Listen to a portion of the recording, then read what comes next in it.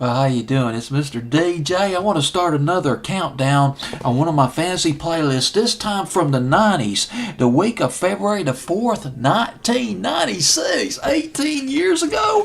Woo, got some lost 45s on this baby, or lost MP3s rather, at number 40. Gosh, this is lost. Meatloaf, Not a Dry Eye in the House, debuting at number 40.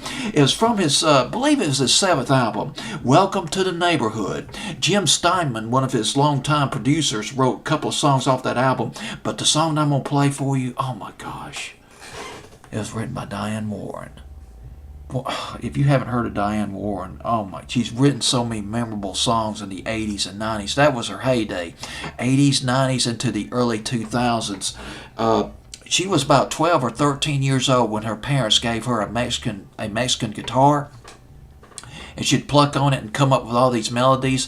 As she discovered her passion, she wrote Rhythm of the Night, The Barge. She wrote that. Unbreak My Heart by Tony Braxton. That was probably the biggest song that she wrote. Set the Night to Music. Remember that one by Roberta Flack? I believe that was in the fall of 1991.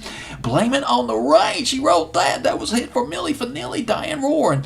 And with Albert Hammond, Diane Warren co-wrote the hit Nothing's Gonna Stop Us Now, a 1987 hit for Starship.